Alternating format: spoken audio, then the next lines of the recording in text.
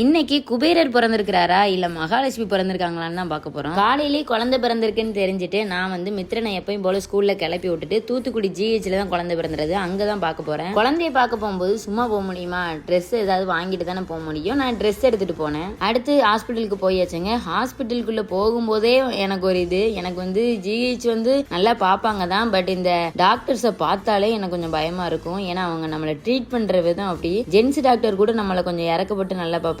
Ladies doctor அதுவும் Sunday போயிட்டோன்னு வச்சுக்கோங்களேன், நம்மள அப்படியே ஒரு எதிரி மாதிரி பார்ப்பாங்க. நான் 2 குழந்தையுமே கவர்மெண்ட்ல தான் பெற்றேன், அதுவும் ஆரம்ப சுகாதார நிலையத்துல. அப்படி தங்கமா பார்த்து தாங்கினாங்க. ஜிஹெச்சுக்கு அனுப்புறேன்னொன்னே நான் போக மாட்டேன், நான் பிரைவேட்டுக்குனாலும் போயிடுறேன். இப்படி சொல்றேன்னு நினைக்காதீங்க, இது முழுக்க முழுக்க என்னோட அனுபவத்தில் மட்டுமே. நெக்ஸ்ட் நம்ம பாப்பாவை பார்த்துட்டோங்க. அவங்களுக்கு ஏற்கனவே 2 பெண் குழந்தை இருக்கு, 3ஆவதும் பெண் குழந்தை தான் பிறந்திருந்தது. பெண் குழந்தைகள் வந்து கொடுத்து வச்சவங்களுக்கு மட்டும்தான் பிறக்கும். ஏன்னா எங்க அம்மா அப்பாவுக்கு நாங்க 3 பேருமே பொம்பளை பிள்ளைங்க தான். ஃபைனலி நாங்களும் பாப்பாவை பார்த்துட்டு கிளம்பியாச்சு. இந்த vlog பிடிச்சிருந்தா லைக் பண்ணுங்க. பாய்.